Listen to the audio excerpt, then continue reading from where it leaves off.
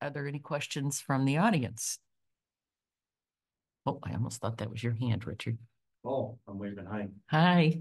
Good evening. And no questions. Okay. As a new license, as part of the legislation, that means these are non-transferable licenses. So these people won't be able to like sell it to another business in town anymore. They run with the site. Right. They can be sold to a different entity, but it would have to be at the same location. Yeah, that's I was more concerned about somewhere else as opposed to. I don't know if it can be sold, though. I think it would have to go back to us and then go back to them. As a transfer. Yep, Yes. but the transfer can involve a sale. Yeah. Oh, involve a sale, yeah. The concern I had was just the selling it Yes. to somewhere else in town, and so you pay $300 to get a license, and then you sell it for significantly more than that somewhere else. No, And then and go back and try and get one. One of that the was things part like of the legislation. is to make that not Right. equivalent. Correct. So it is tied to the Three Bassett Road site. I think I'm fine with making a motion to approve the all alcohol package store liquor license for Riverbridge Liquors doing business as Berlin Liquors. I'll second it. Okay, we've got a motion and a second. Anything else? Then we'll take a vote. All in favor, say aye. Aye. Motion passes. We need a motion to close the hearing too. Yes, please. I move we close that hearing. I'll second it. Okay, all in favor, say aye. Aye. Aye. Motion passes again. And we also have a public hearing that was continued. The application for transfer of liquor license A&K Liquors Incorporated, doing business as Berlin Wine and Spirits from Dagnalds Liquors, 264 West Street in Berlin.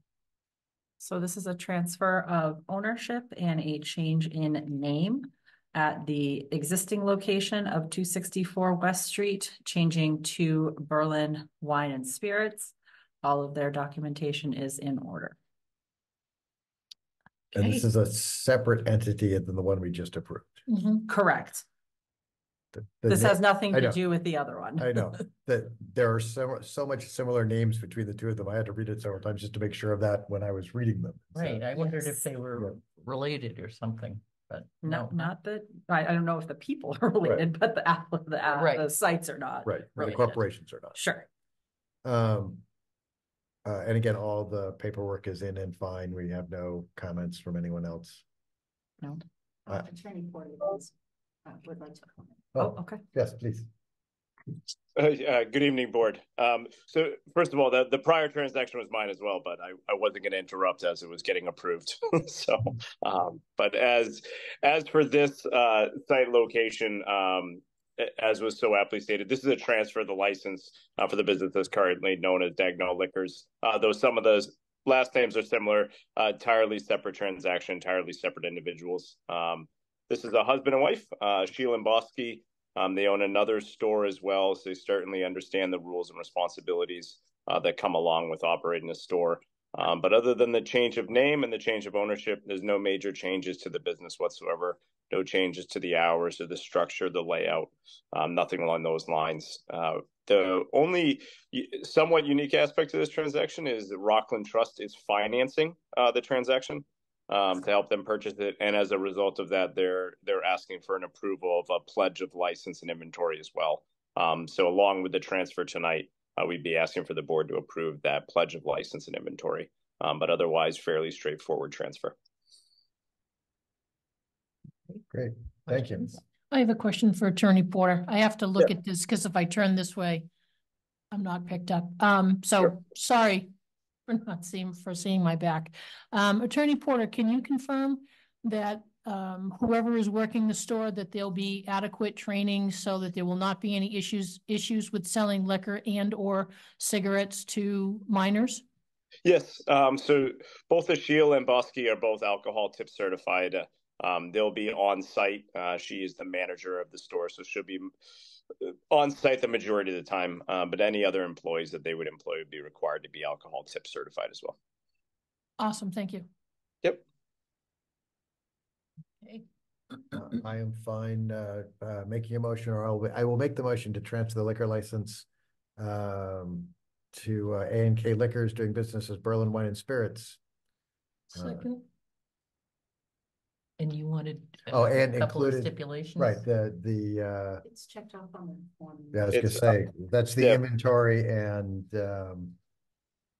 what was the other piece? If I may, yeah, it's a pledge of license and Oh. inventory. Yep, with a pledge of license and inventory, yep.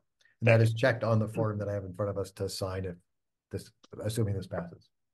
Okay. Motion, do I hear a second? Second. Okay. We'll take a vote. All in favor, say aye. Aye.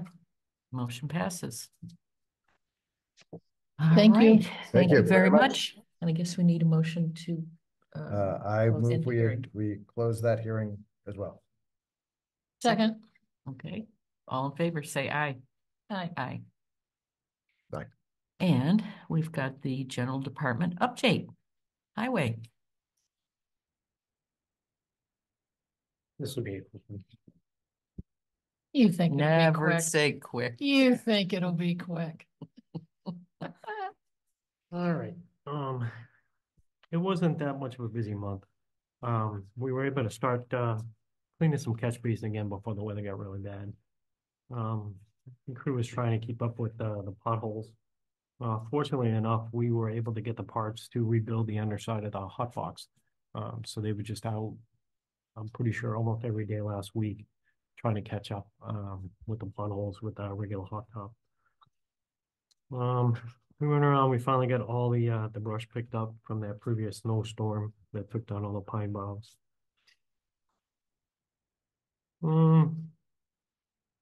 That's just about it on the highway end.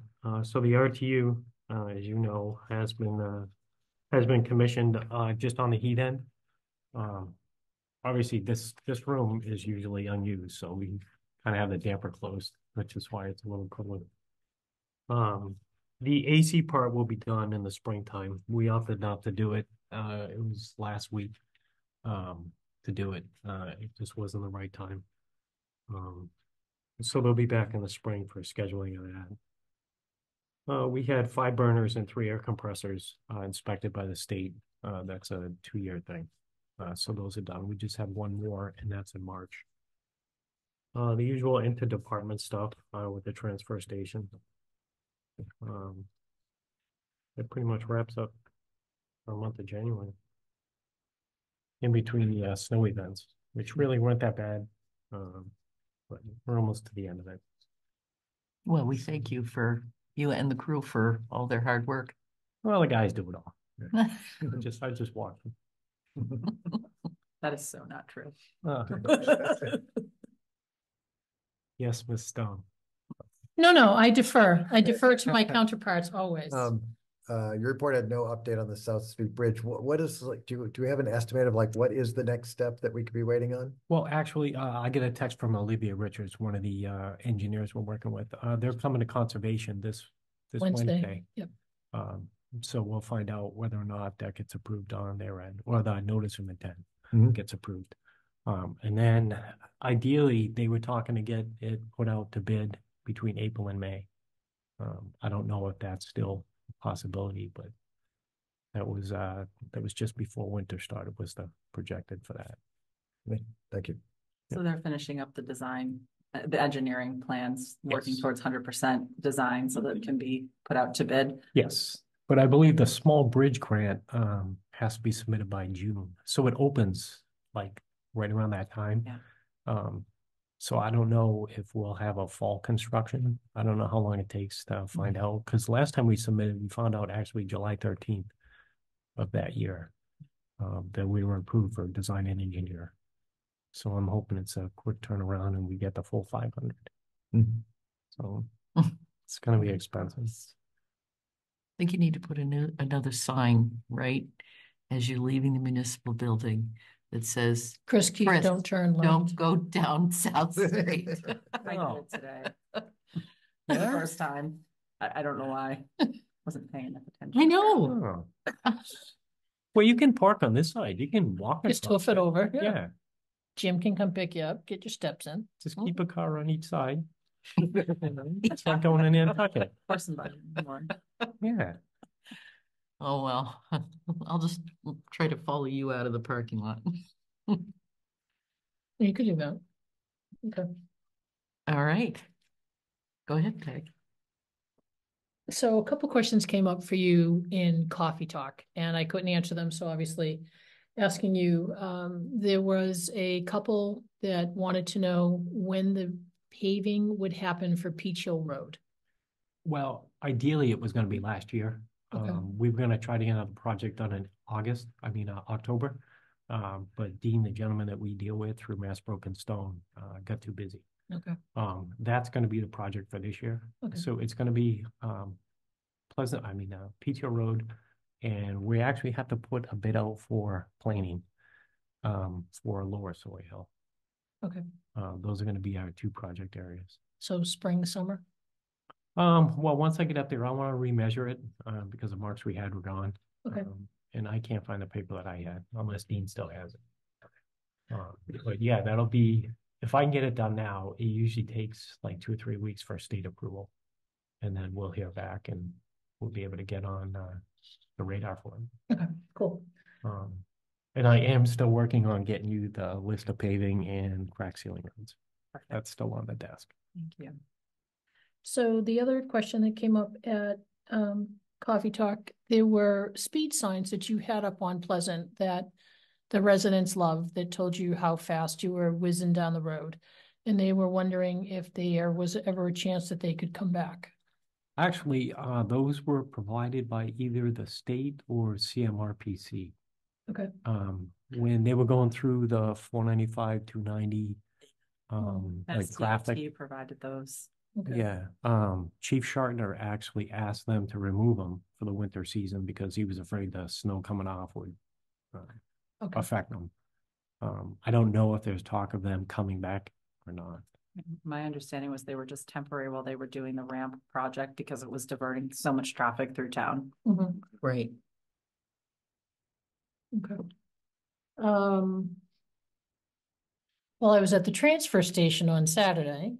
Need to find somebody else to pick up my trash. I was approached by a resident also living on Lyman, way farther up from me, was just wondering about the drainage. That you guys have done such a wonderful job on that curve where it hooks onto Crosby, where you were constantly scraping up the ice so it wasn't a rink and putting down salt and sand. He was wondering if there was any thoughts about doing some type of drainage so you wouldn't have on the left-hand side of the road such a ice slick going down. Well, that was actually the pipe project that we were gonna try to get to last year. Okay. That we hadn't gotten to. We got all the supplies to do it, just ran out of time. But yeah, that'll be done. Because the idea is to get the drainage done, let it sit for a year, and then that road will be done, tied into what we had overlaid by Jones. Was at a meeting last week.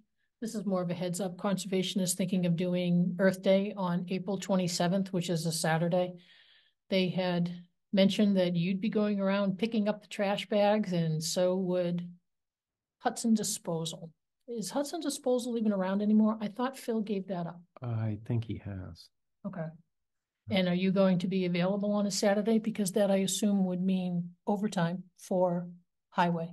Yeah, well, that's what we done. Like last year, I think everyone except for one came in. And we pick up the trash on the busy roads. And then we stop short and then 2 guys take over and they just drive around picking up bags. Okay. All right. And as we find them after that day, we still pick up. All right. So yeah, so just a heads up that that's coming. Okay. And That then request needs to formally come through our office.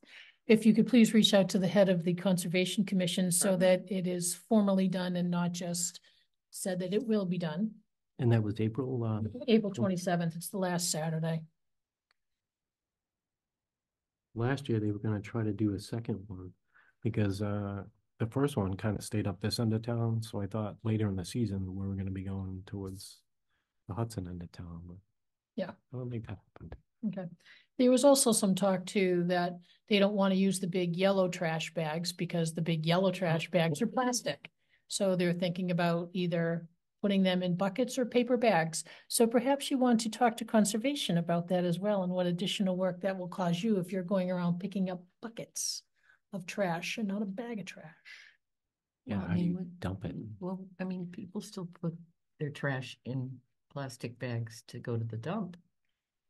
Conservation is concerned that the big giant yellow bags are made of plastic, and as they're trying to reduce their plastic, they're trying to come up with alternative ways to I pick get up it, but trash, so. I know, I'm just letting you know I what's out know. there for conversation, so you can start all the processes and chats and approvals later on. And last question, I lied, I said I had 4, I said Yeah, 5. 2 more.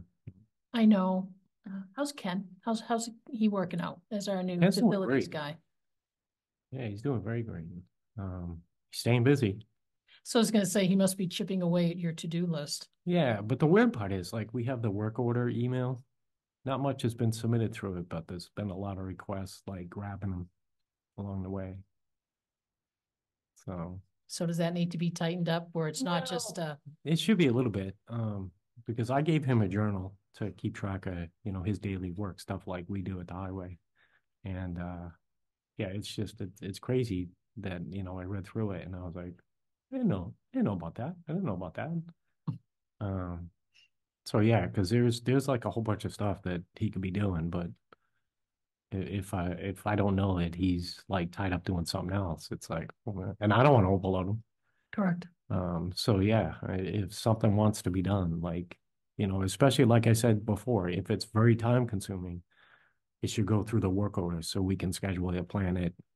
But nothing really has, other than test emails.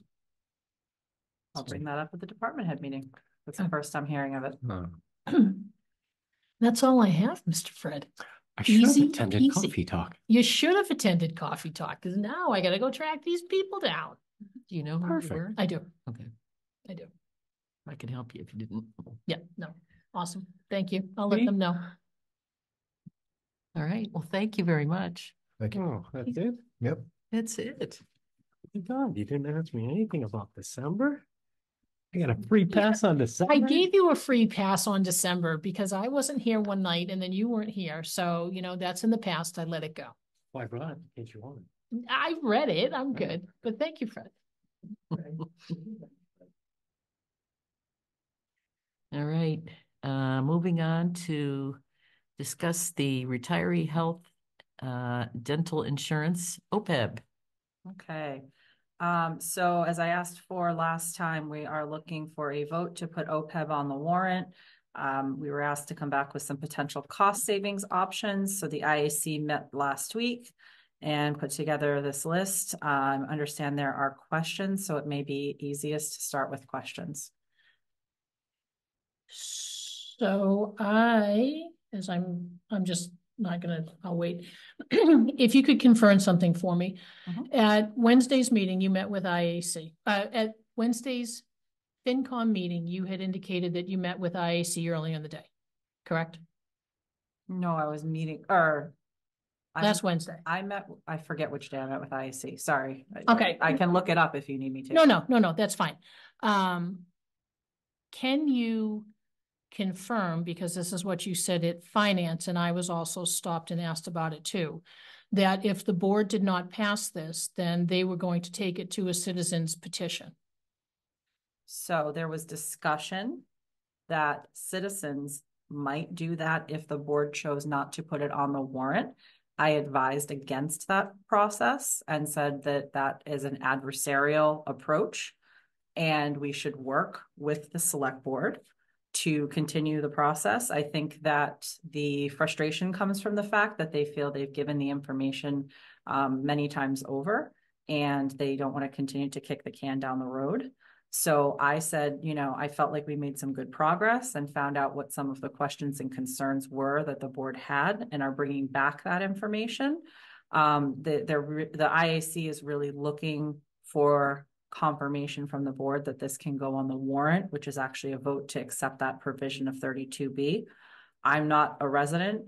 This did not come from me. No. But, there was talk of that potentially being a path, and that is every Berlin resident's right to do a citizen's petition. This is something that I've heard for a long time, not just Well, lately. no, I was approached last week and as you indicated, I was caught a little bit off guard when I was asked, what is your stand on this? And my reply was, I have a ton of questions, and until I am comfortable with the answers, I'm not going to say yes, and I'm not going to say no. I need to do my homework.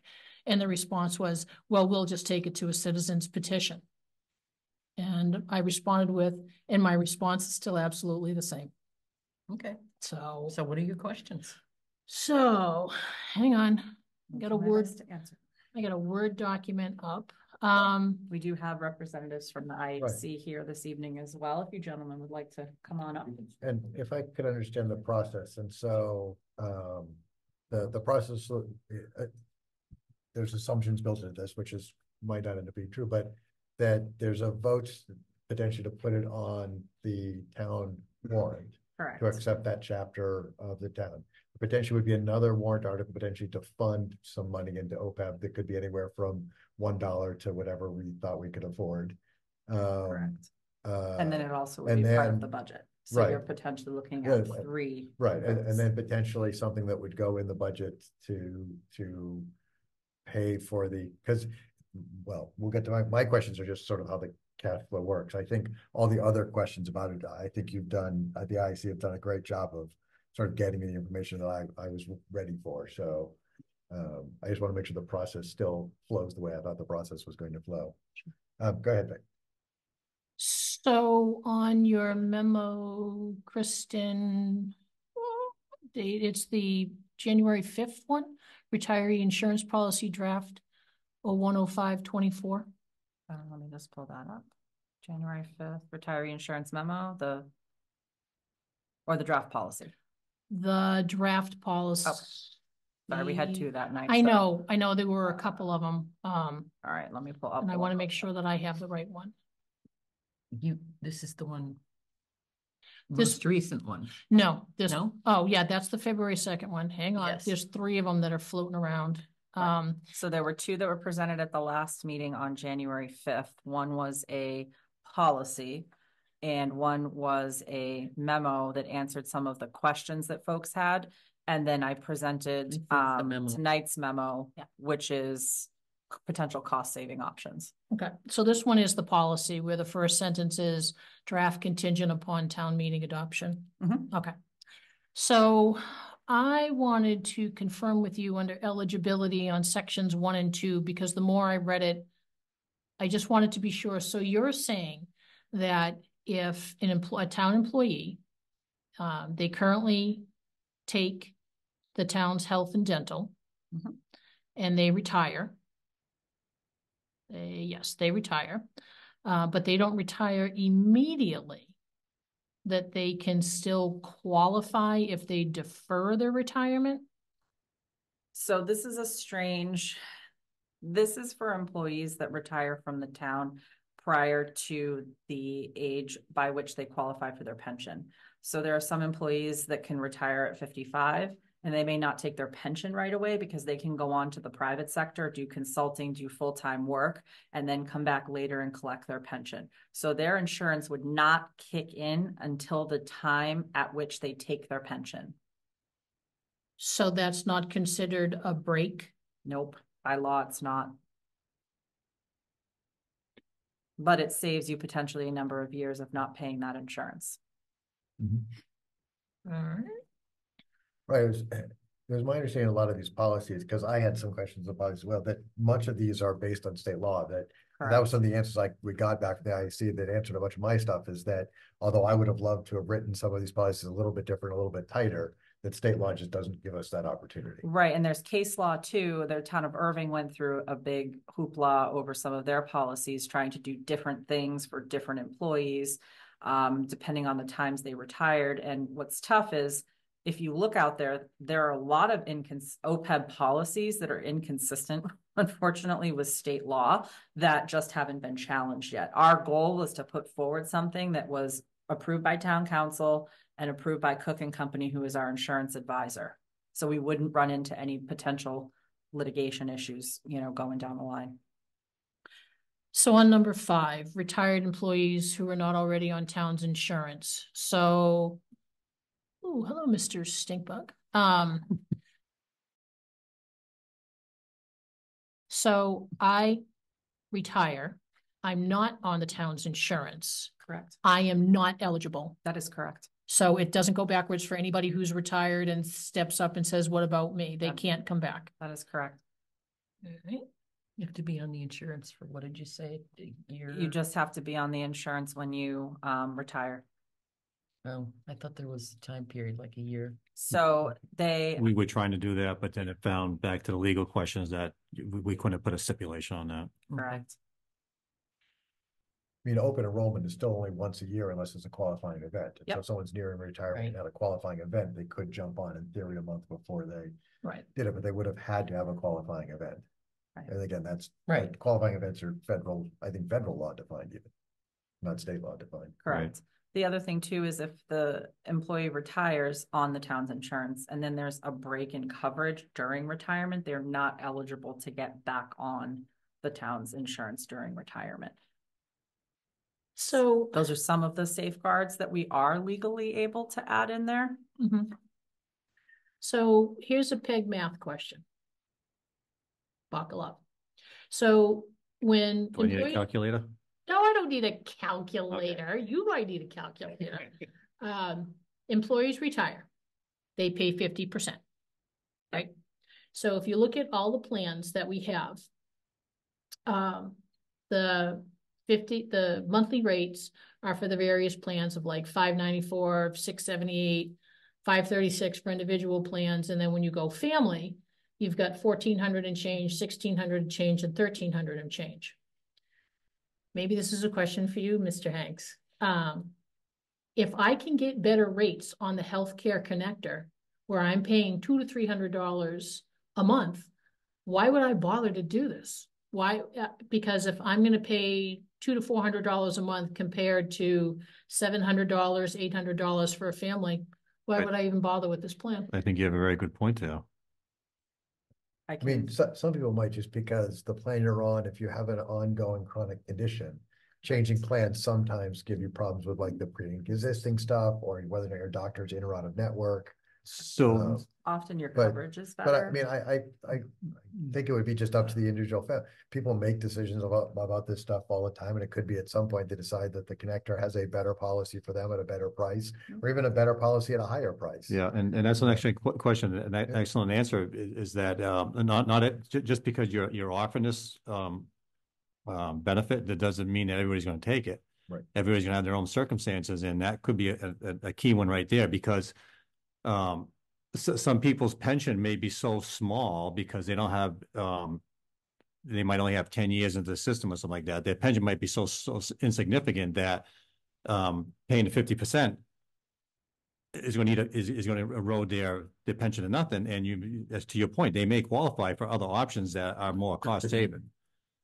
And I just want to add to another thing that Kristen has said is that, there are some positions that are eligible for retirement at 55. They're considered Group 4 under the retirement system, but under the Pension Reform Act of 2012, the Group 1s, which is everybody other than police and fire, we have to go to 62 at a minimum to retire. So the option of anybody but police and fire, again, all prior to age 55 is not there. The Pension Reform Act of 2012 bumped that age factor up to 62 and also made it you had to have more years into the system. So your number of people that are under the old system is dwindling as time goes. If that's a help to you as far as answering questions. It is, and actually it leads into another question. So according to this report that we got, there were 29 people, and we know that that number is going to fluctuate. So as that number fluctuates, currently our OPEB liability is 3 million. Does that number move as the amount of people either move into potential retirement or move off of potential retirement and doesn't take it? So Yes. will we be getting one of these every year?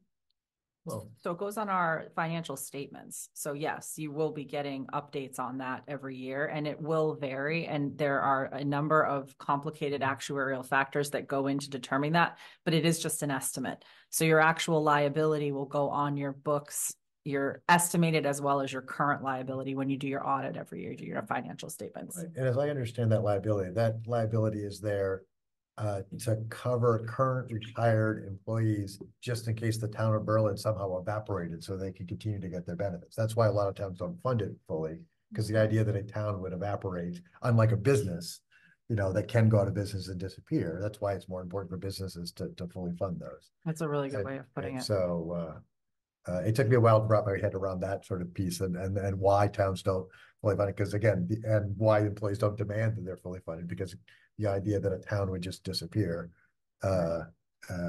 is unlikely. Right, or that you're going to have 29 employees retire next year, so you're going to, Right.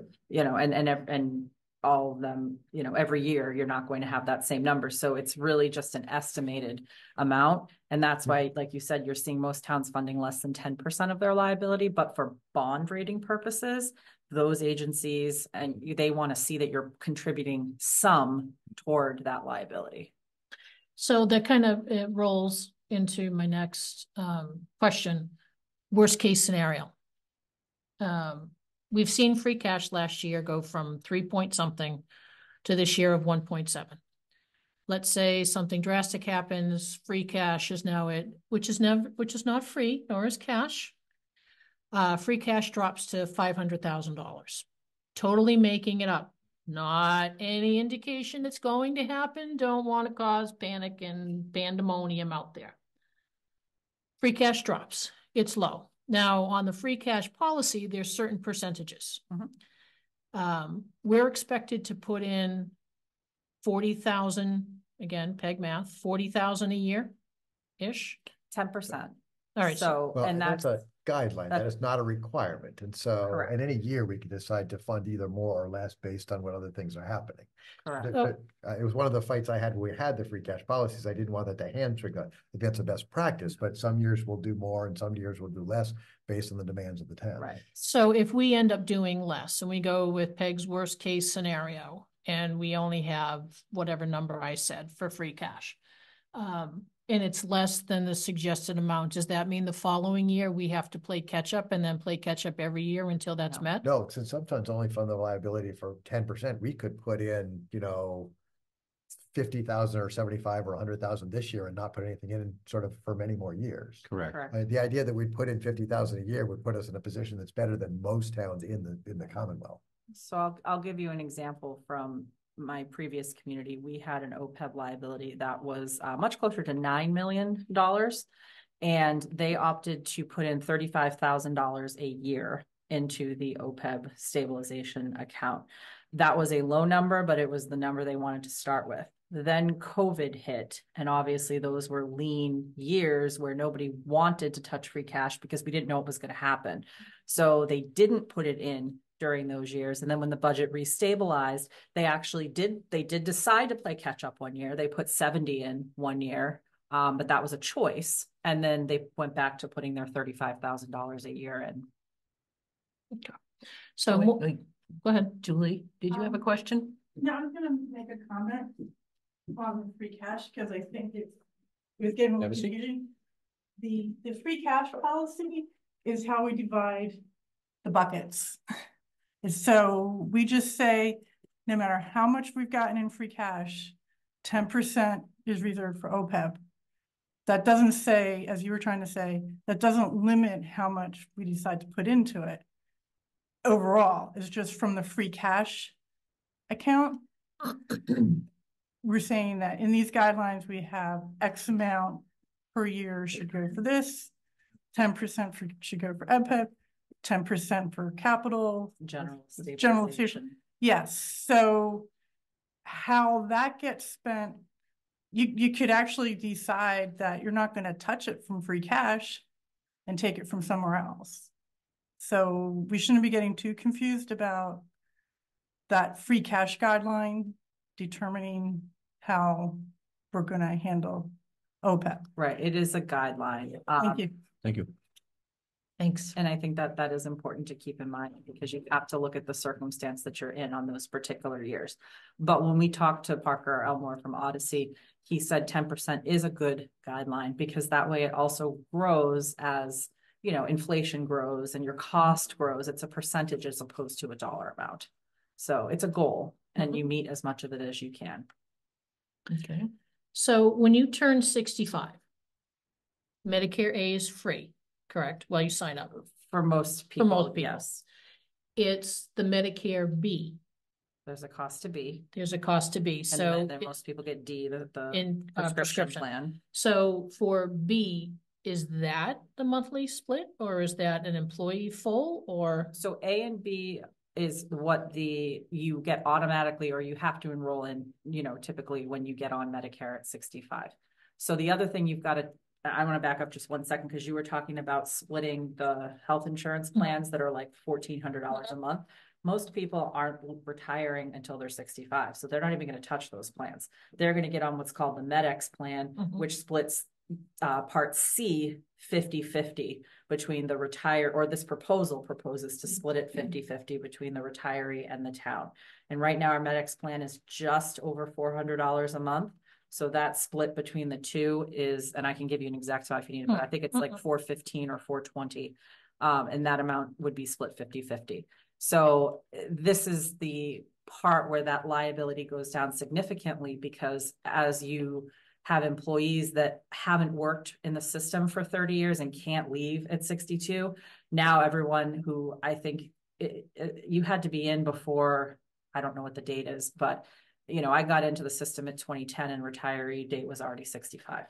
So you can't retire before that to get your pension. So you're going to see people trying to max out their pension and not, leaving much before that age, because they want to be able to get their 80% and get their years of service in that they have to have. And Worcester Regional keeps upping the age.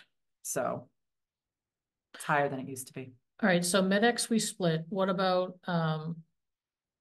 Medicare B? We just split MedX. So that's it. So that question answer is no. And we have a MedX 2 plan. All right. And there it is. Yes. So MedX 2. See, I write all these things down. So MedX 2, they're for retirees and above. Individual, it's a little over 400. Does that get split as well? So that's what gets split is the MedX plan. So the MedX and there it is. They're the same thing. MedX 2 and MedX. All right, let me bring this up here. Yeah, and I'm just going to look for that exact amount. It's like 484 cents. I just signed the renewal because it renews on a calendar year for retiree insurance as opposed to a fiscal year. So I was just going to look for the one that I signed. So are we doing 75-25 or are we doing 50-50?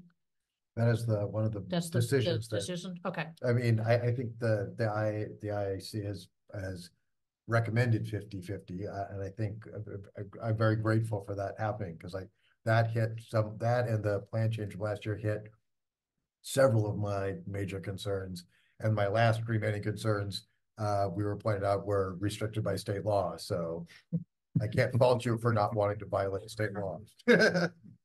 Is it, I mean, and again, once we're in, we can't get out. If we vote 50-50, is it always 50-50 or do we have the option to change going back to town meeting? You do always have the option. You do have to go back to town meeting and vote that different chapter 32 at what's highlighted at the top of that policy. So section 9A gives you 50% contribution. 9E means that the town wants to pay more than 50% of that contribution. So you could go back and say, hey, we town want to pay 75%. And you'd ask town meeting to adopt 9E. Is the minimum 50-50? Correct. Okay. So 9A is 50-50, which is the minimum. 9E is more than 50. The only way you'd want to go back to town meeting then would if you want to pay more. If you want to pay more. Yep. All right. So switching over to your memo from February 2nd. Okay. On option 1, part B, it said that altering the split for current employees, union contracts. So are you suggesting that we leave it at that we vote? Want to get this right? That we vote 75-25? No, we have 75-25. So that's the health insurance though, not retiree. That's current for current. It's a plan redesign, right? Right. And I thought option A, we've already sort of adopted. I was pointing out from the IEC that what option one has already happened, and these are the things they did to save the town 33,000 Andrea as in good faith to help us encourage us as select board to move forward with the OPEB. Correct. But one of the things we talked about was plan redesign. So one option when you talk about plan redesign is altering the split for current employed employees, not retirees. But that split is the only thing that is in the two union contracts that has to be negotiated. You can do other kinds of plan redesign like deductibles, co-pays, those types of things. We just finished negotiating a fire contract that's good for 3 years. We will be renegotiating a police contract. The problem is when you ask for something, you give something. Right. So I don't necessarily think that would generate a cost savings per se, and it would be difficult to estimate what that would be if it were to generate a savings. I mean, again, I saw option one as a good faith effort that I would like being on our end to suggest. I think if we are going to get plan redesign, it could be. I would not make it contingent. I personally would not make it contingent upon my vote here, with just the hopes that they took a step, we took a step. There's more steps to go, that we build the trust that we're trying to do something that's both in the best interest of the employees of the town and the taxpayers of the town. Correct. My questions are on option 2 and 3 when we get there. Oh, I'm moving down to option 2, so I'll stop so that I can not continue to cough into the microphone and catch my breath and let you go. For option 2, so for people who are watching at home, option 2 is the elimination of health insurance for elected officials. Non-employee. Non-employee elected officials, right. I sometimes refer to as elected officials who are, as you point out, not on payroll for 20 hours plus a week. So correct, which we have one. Right. Right. So that has been my balance trying to find a time, because I wanted to phase this out and trying to find something that is fair. You picked sort of that allowing someone who currently has the position to keep health insurance in some respects. Oh, and it's the end of the current term. And so in theory, the longest terms we have are 3 years. For elected positions, yes, as a whole. CBA is 5, but that's an appointed position. Right. So elected as longest is 3, and if he started May of 24, someone has to be at least a year into their term. So that basically, if we adopt this policy that with the May election, no new elected officials or even elected officials who currently have the insurance will continue operating the insurance, that by May of 26, we would have phased this out entirely. Correct. The other option would be if someone gets reelected to the same position, to allow them to remain on it until they leave that elected position. I was trying to look at cost savings options, so I didn't state that, but that is another option you can look at. We start looking at some of those things, then I'd have to start like knowing who has insurance, and I don't want to know that. Well, even if I wanted to. Can I say something about this too? So, I mean, Berlin is a small town, and for the cost savings for, what is it, option C? Oh, you're back to. I was just at option C. I mean, that would be a, using my peg math, I guess. I kind of figured out that it was probably 3 or 4 people or families that would be, subject to having either the amount that is paid by the town change, or like be kicked off the, insurance. And my feeling is just that I think it should be until they're through being an elected official, the same elected official, not, like they go from one elected official to a different elected official. I don't think it's fair. I think you don't know what position they are financially and that kind of thing. But I do, however, think that we need to stop having regular health insurance when new people come on. You're not going to see that return right away, but it will keep costs down. True, it stops additional expense. Right. So I think if I understand correctly, what you're saying is, you know, we have elections in May of this year. So Mhm. starting in May, we would not offer health insurance to new elected officials. Right. Or to anybody else who wants to get on during open enrollment that isn't previously or already enrolled. And then the folks who are on could stay on until the end of the term in their current position, meaning if they got reelected to select board, that's the same, but not if they went like select board to assessor or select board to planning board. Right, right. Okay. I think we can do a happy medium somewhere between, I don't want someone on the insurance sort of, I don't want someone staying into a position just because it has health insurance. I'd like them to be in the position because that's what they'd like. Well, I think to have. most people are there because they want to do the position. And it's, you know, it may be a perk that, you know, could be interesting for some people. Well, I'm curious, has this been discussed? Because we don't want to make the assumption that people are truly running because they want to make a difference, but they may be running to get insurance because it's cheaper.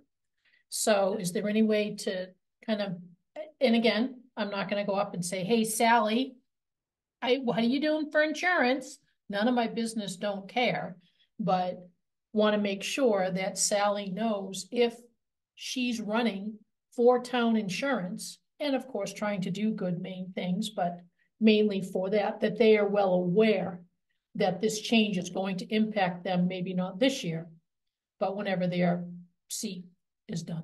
Right. I think we're gonna have to put a document together. Definitely. That, Yeah. that will have have it all outlined. Yeah, I was trying to think of what is a reasonable amount of time for someone to find alternative insurance. But and so when I was thinking it just before reading your document, I was trying to think of like a date that like anybody on town insurance is like officially lose it as of this date. I think this might be a little harsh if someone happens to be up in May, but even, you know, January to or February to May is a significant chunk of time to do some sort of research. I'd also have to see, oh no, because they'd be done in May. Okay, no, I'm just thinking fiscal year, but if they're done in May, that's not. Right. Yeah. I don't feel so, I mean, I don't feel so strongly that I can't support you just if you're in a position you that know new people, because I know that my predecessor, you know, ended up costing her a ton of money to be on the select board because her family insurance was such that you could be on your partner's insurance if you didn't have access to insurance, and ended up, because the select board position had access to insurance, lost the insurance that they had previous to that, which was an unfortunate side effect. But that position with this policy, you know, isn't true anymore. That if someone ran for May of 24 and won, that they would not be eligible and thus wouldn't be in that sort of position. And so I am fine. If I would like to do option 2, I'd like option 2 to be, for me, is one of the conditions of actually supporting both putting it on not only just putting it on the warrant, but also having a note of support, at least from me and maybe hopefully the select board on the warrant as well. So it's not just we put it on there, but we put it on there with the select board support. It is getting 2 to pass, and I would gladly do option 2, is saying that you keep it until the end of your position. Because I mean, there are frankly, very few. I'm looking around like there's not a lot of very young people in elected positions in town. And so the idea that they're going to be around for 30 or 40 or 50 years, do it and wanting to continue. Well, either that or they just decide, okay, I've had enough of this. Well, and to your point, I understand what you're saying, because the people, it's a grandfathering, right? Yep. They ran with the understanding that that was something that was available.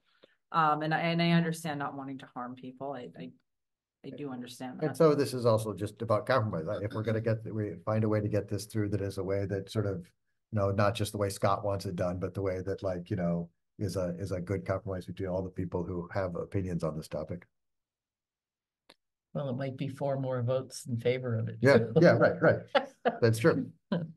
So on option 3, do you have, I was looking for like a dollar amount, because even Peg Math likes dollar amounts. I mean, was wondering where you talk about the health insurance opt out and you can drop your coverage, but participate in an insurance buyout program. And What does that look like, and how does that save the town money? So if you go to the last page of the memo, I looked at about somewhere between 10 and 12 different town policies that offer this. So it is pretty common, and I'm sure there's more than that. Those are just the ones that I was able to access.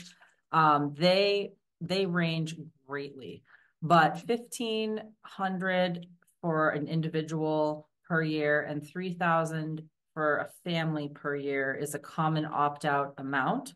So what you would do is you literally pay the employee to get off health insurance, because the cost of paying somebody $1,500 for a policy that costs $12,000 is a significant savings. Likewise, the $3,000 is a significant savings when you're looking at a policy that's over $26,000 for a family plan. Right, but for people who like already have another plan somewhere else, they aren't costing the town anything right now, and might cost, like, what would stop it? You have to be on health insurance to opt So, out. so for a new employee, this would never be available to them. Correct. This would only be available to people who are currently on insurance. We are trying to get people who are currently on insurance off of the plan. I don't know that enough people would do that to make it worthwhile, but it's hard to say. Could. Again, it's not something you can predict upfront, and you can't guarantee it would provide savings. One of the policies said that you have to lock in for 3 years. So you have to guarantee, unless there's some type of qualifying event like a marriage, a divorce, or something major, that you have to commit to being off the insurance for 3 years.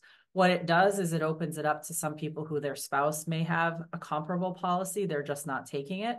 And maybe they say, well, it's a little bit more, or maybe it's a little bit less, but it's almost comparable.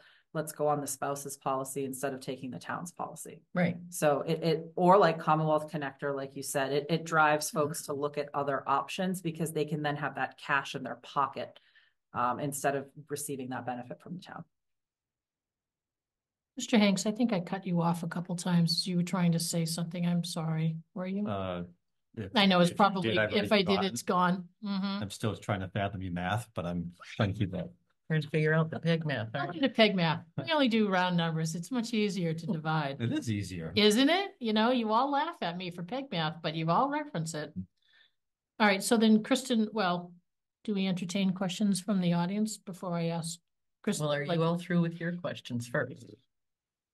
At this moment. There, is that good? That will work. Okay. And Scott, you're all set for right now, or you have? I'm ready to make a motion when we're ready for motions. Okay, is there any other questions in the audience, I guess? Okay. So, Kristen, are you looking for us tonight to say if we're going to do it or not? And then as Scott was saying, which one we're going to do, and what was it, 9A and 9B? Decide that. I would like a motion that you're agreeing to put it on the warrant. To put the 9A on the warrant, and committing to funding that $45,000 in the budget. But 45 is not a solid number. For this year, that's the estimate. So that's the amount we would have to put in. Anything that doesn't, it would flow back to free cash. Again, this is not to fund the OPEB liability. This is $45,000 to actual fund retiree health insurance. Correct. Correct. So I would love support on also funding the third piece, which is the liability. That would be a motion, an article that typically FinCom would put on the warrant. So we would have that discussion there, but I'm certain that FinCom would want input from the select board on that. So there's 3 pieces. So, as you pointed out, Scott. So this is making it very difficult for you. If you're going to bring money. So even though we had the free cash that was in place when Margaret was here, and no money was ever truly moved, it was just like a bookmark that said OPEB. And the account was created. But there's no money in there. So there's nothing that we can say, oh, looky, we've been saving $3 last year and $6 this year, and we can put it towards it. We've been letting it roll over to free cash. Although one thing I had to look at, somebody mentioned this to me, and it's just triggering now, that 1 year, and I got to talk to accounting, that they thought 20% went into stabilization, with the understanding that 10% of that was reserved for OPEB. So that is one thing I have to look at. But I don't really like the idea of pulling money out of I- stabilization or transferring it to OPEB. I think you would start fresh. I hate any sort of sub-reserving in a fund. If free cash is free cash, stabilization is stabilization, you might have the intent to do something with it, but there is no legal requirement outside the legal requirements of the funds themselves. That is correct. So for process, Mhm. I would personally like to vote on approving those options first.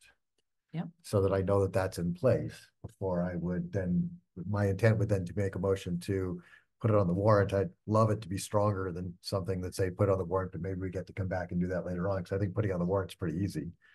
I think a vote also of your, it's because the select board can vote on warrant articles. And yep. I know you've shied away from it, last year when we No. talked about, but this one I think would be I think important this for is the public important to to have hear. the select board have an opinion on this particular warrant article. So I will start with a motion. I believe option 1 that you rolled out to save funds has already happened. I don't believe you need a motion for that. Nope. Option 1A. yeah. 1A, yes. I would like to do then a motion that we eliminate health insurance for non-employee elected officials for any new elected official that is elected as of May of 2024.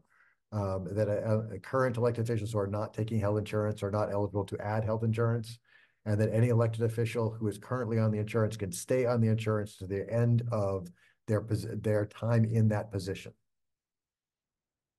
Does that get to where you're trying to? Yes, go? I believe Okay. it does. I don't believe option 3 does anything of substance, because if you're not currently on the insurance, you don't, but I also don't think it does any harm. And so I'm totally fine of adding the health insurance opt out at the 1,500 and 3,000 as you suggested in your memo. Okay, I was gonna say through the chair, I would say that one is a little more complicated to implement in terms of staffing time. So if it's not something that the board really wants to pursue, I wouldn't kind of go down It that could be on the path. table though, couldn't it? Sure, Just something on the table. just to look that- into. Yeah. Okay, Yeah. That we're not opposed and to it. option Yep. 3. Okay, I'll do that as a standalone, and then my intent is to do a motion to support OPEB and a select board even support of that warrant article. Okay, so do I hear a second to this motion, Peg? Second to option A for the plan redesign, and second to eliminating health insurance for non-employee elected officials after May of 2024. You're not interested in, okay, we're just through the end. And 3's looky-loo. freeze and And grandfathering. Yeah, grandfather, right. But for option 3, we encourage you to look at it further, but I think that's enough for now. Okay, Okay, so we've got a motion and a second. And if there's no more questions, we'll take a vote. All right. All in favor, say aye. Aye. Aye.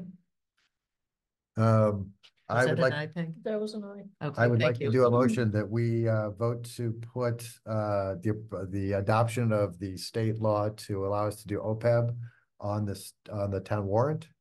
That additionally that we request that we support or request FinCom put $45,000 into the fiscal year 25 budget to fund that sort of portion of the first year. And at some point we'll come up with a dollar amount, and maybe it's working with that we're hoping that FinCom suggests a dollar amount to put into the OPEB liability fund for fiscal year 25.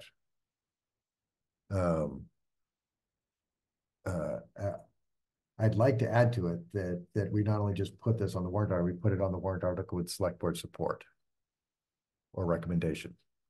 Okay. Do I hear a second?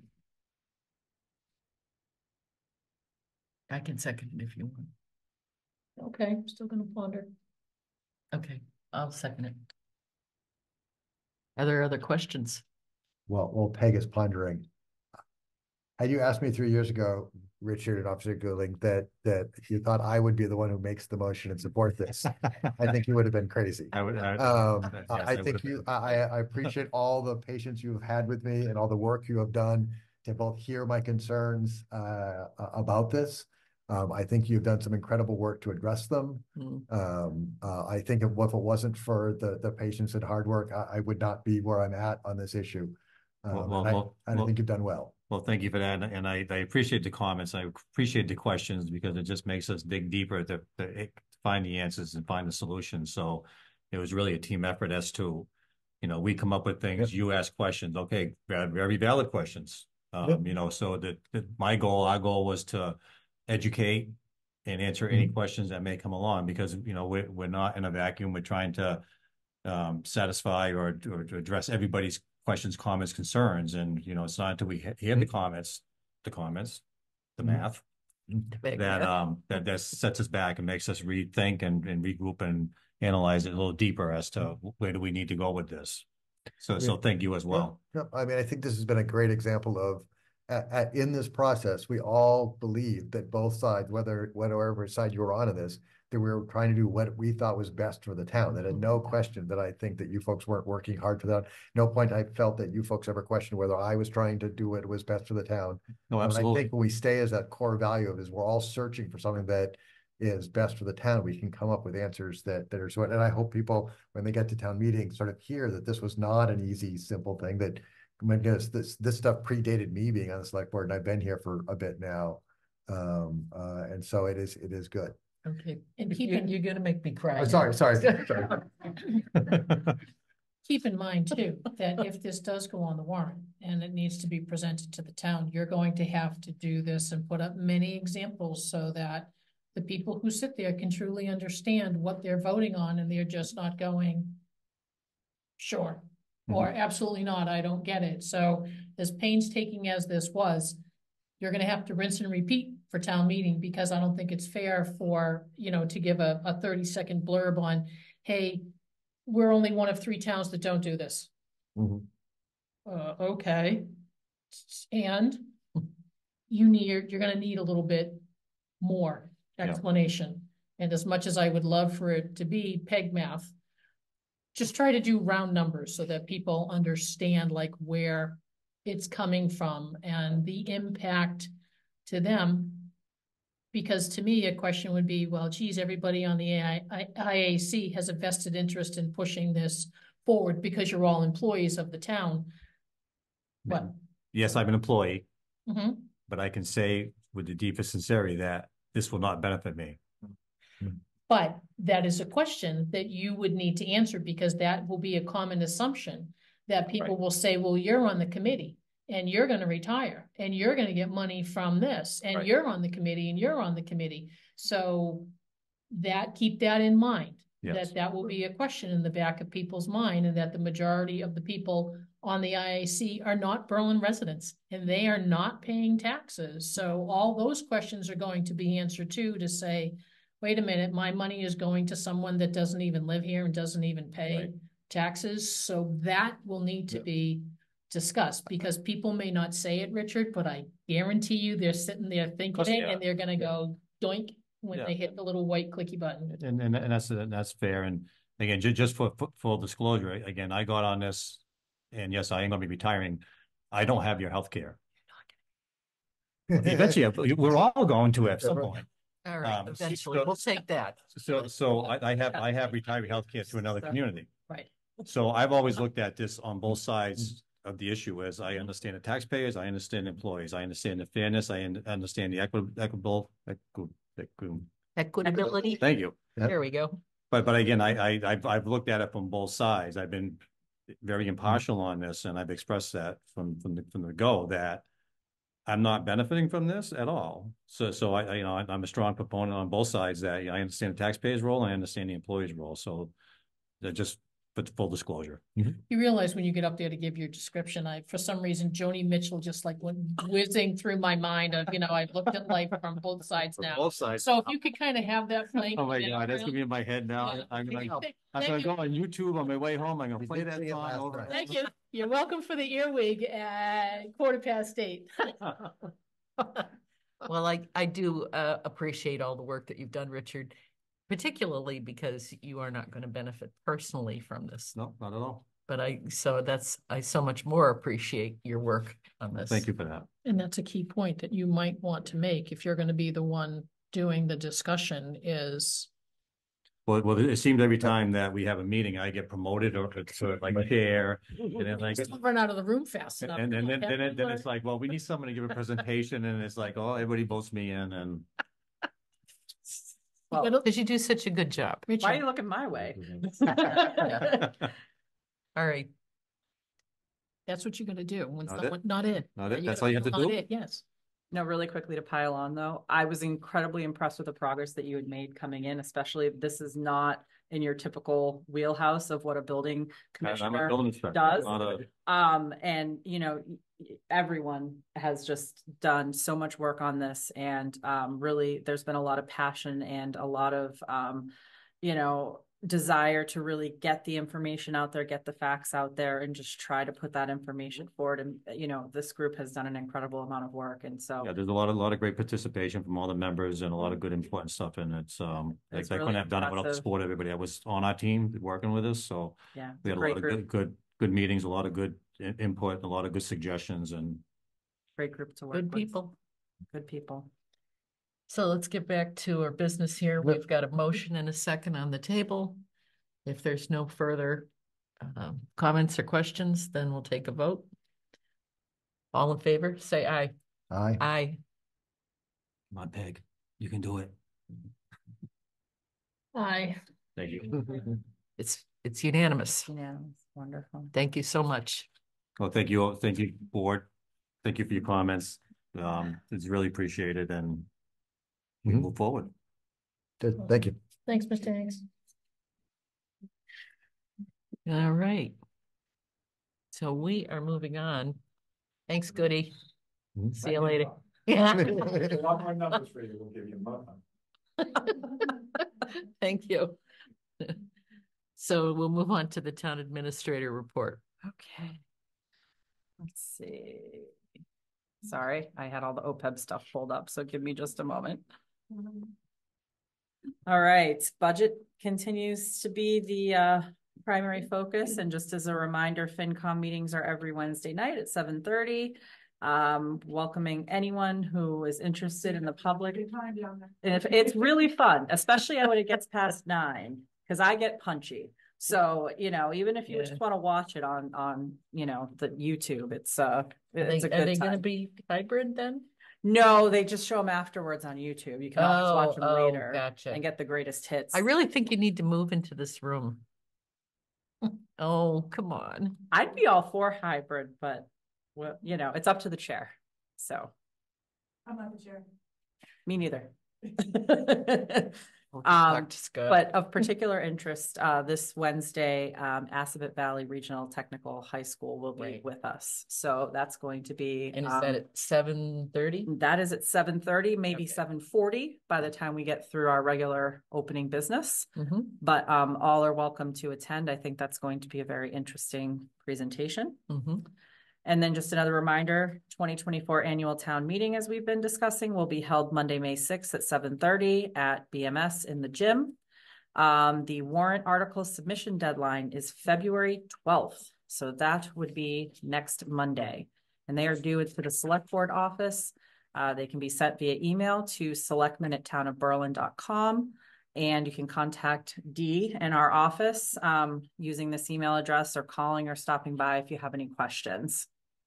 And the select board, as you know, also voted to hold Monday, December 9th at 7:30 as a potential fall special town meeting date. Or rather winter, excuse me. I guess I can't call December fall anymore. We have some other really potentially good news. We've come to a tentative agreement on the 4th modification to the River Bridge Development Agreement with the Sennies.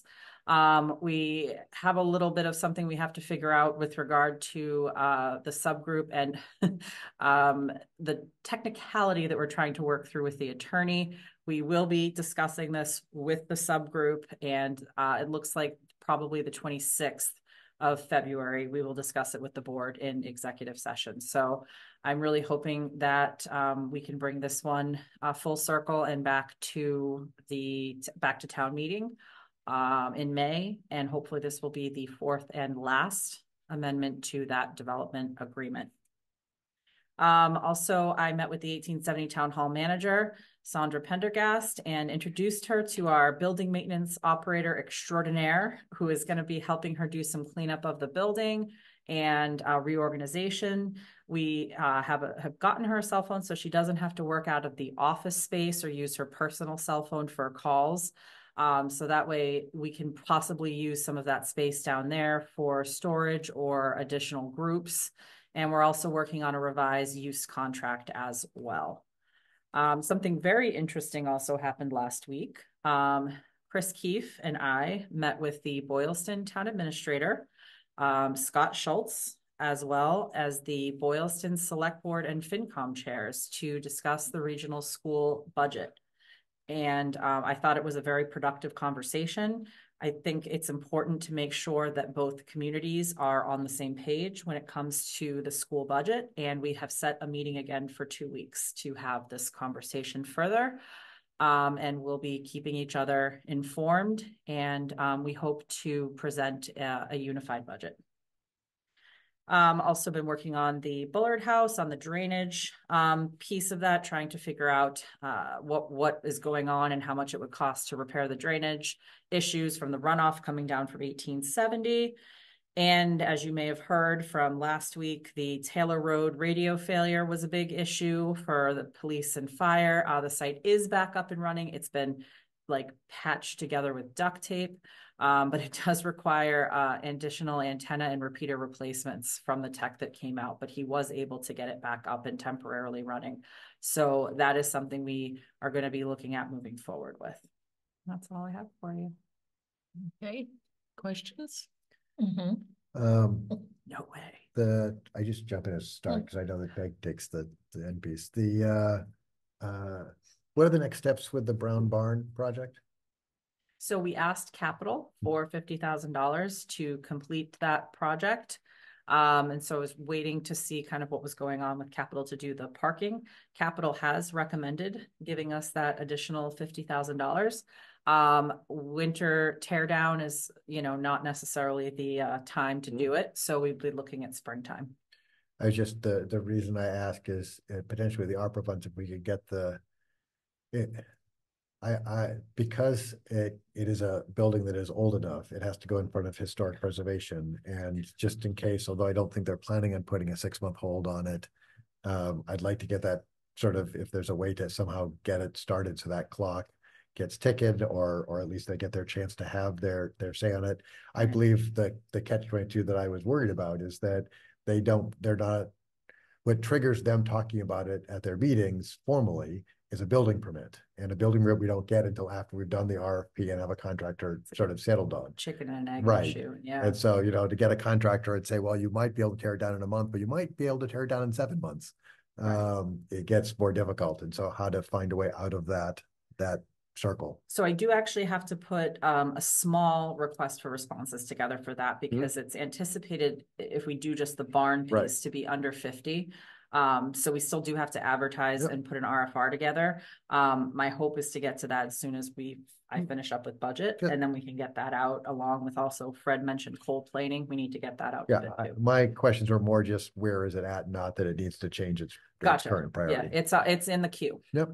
Town reports were due February 1st. They were due January 31st. Yeah, yes. February 5th. I know we're not too far into it, but how are we doing it? Getting them? Chasing? Half? A third of them? 3/4 of them? How many do we have about? Maybe a quarter. Okay. Can we just leave them off if they're late? And have we had a bylaw in my former community that if you didn't make the deadline, you had to present it on town meeting floor. Actually, it is our bylaw as well. It is. Oh, okay. It is. I didn't see that. The reason you don't want to trigger that is that it takes up time at town meeting, which is a valuable commodity, I think, more so than. It's a valuable threat as well. But it could be that some of them just don't, because I think our bylaw also says if you don't have one, that means you must not have existed and we can dissolve as well. Although, it'd be weird to that we couldn't dissolve planning commission if they didn't put it together, or FinCom, right? And there are things that don't happen, and so. But I think we should push it, because the intent really was try to get that out as sooner as possible, as opposed to having it go out about the same time the warrant comes out. The whole idea of splitting the two of them was that the town reports could come out sooner. Yeah, so I know Dee was working on getting that list together today, and we will be hunting more people down. We did send out a number of reminders throughout the last 2 months, but When you do remindings of town meeting, we probably should also do reminders of town elections. sure. And as soon as we know about when people could take papers, and like, I don't even know what positions are even up this year, but to start. February 29th are nomination papers for whatever positions are open. Okay, so February 29th, and so at some point start advertising that so that we potentially get people sort of thinking about and interested in some of those. I didn't even realize we had a February 29th this year. I know. Learned something new today. On a tech note, it'd be really cool if we did not have an email address that was selectmen@townofberlin.com. And so the problem I get is that selectboard@townofberlin.com actually is a distribution list that goes to the three of us and a few others.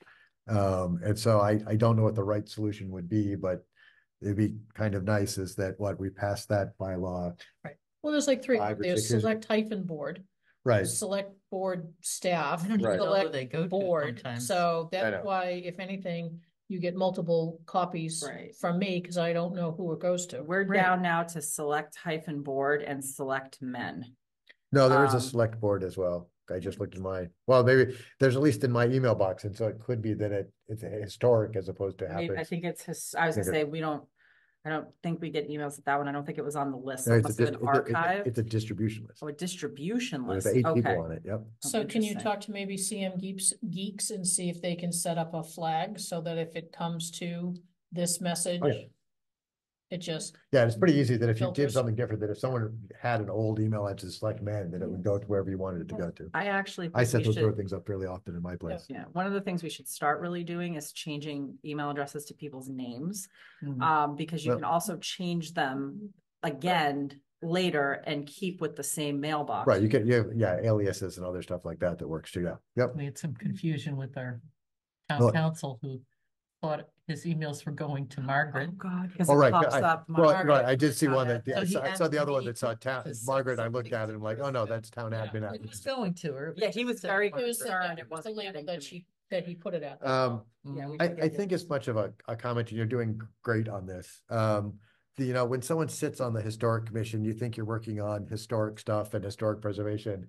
And the amount of work they're putting into understanding septic systems and drainage plans and Master planning. and those type of things. Well, even architectural kit, you can get into something that's sort of a bit more historical, but I worry more when it gets into drainage and septic systems that they are not in their wheelhouse of strengths. And not when someone signed up when you wanted to help historically preserve the town. You understand how water flows down the side of the hill in between different buildings, and handicap parking rules or disabled parking rules, and that sort of stuff. And so I know you're helping them out a lot today. I appreciate that, but anything we can do to help them at some point get back to, how to preserve historic items in the town and how to present them as stories and other stuff like that would be actually incredible. Yeah, and just to reiterate that too, I've really, encouraged, and I work a lot with June Miller, trying to help with getting those engineering plans. I mean, again, I'm not an engineer either. I see water flowing down a hill and I go, well, that's not supposed to be happening. Right. So, I can do that much, but making sure we get that plan forward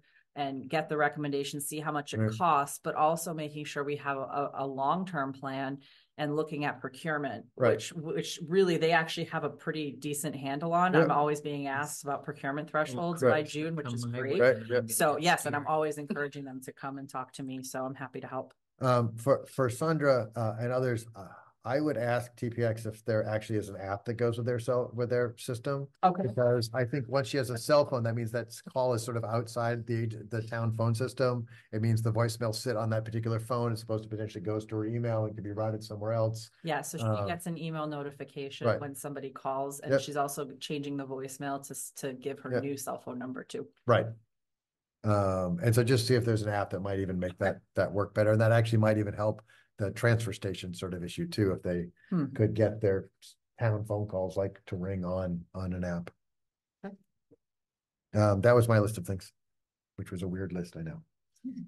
It was Well, you covered it. eclectic. I like Yeah, it. quite an eclectic list, yeah. Hey, So I went to Link, I had asked Kristen this message, this question, it came directly from a parent.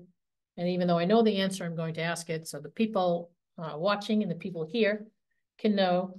One of the comments that a parent made to me was that he doesn't really go to town meetings because people blabber on too long about a certain topic. And he was wondering if there was any way to limit either how many times you can loop up and ask a question or how long you can stand there and ask a question. And I did tell him that at any time, if he sees the three of us passing notes, that what we're doing is trying to determine who's going to stand up and say, move the question. But I understand that that's a moderator role. But if this is a concern by people that this is why they're not coming because the line loops for 40 minutes. There is certain rules. I think you have to have, everybody has to have a chance to talk before someone can speak again. I think. Right, and I that's to think state your that- main Moder- topic, yeah, but it's it's a really up to moderator the call. moderator. It's the moderator's meeting. Right. Really is that is, it's the moderator's meeting. The talk moderator can Oh, he say reads me. No. it's too off topic, or we've already heard that, or, you know, you've already come up once before, so you're not going to come up a second time.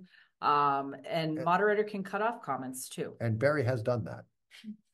And you have the option to go out and say, how you say? Move Oh, the go- question. Move the question, Yeah. yep. Right. The problem, of course, is, you know, the whole purpose of town meetings is people can just talk about things, and so. Understood. And some things generate a lot of Mhm. strange questions.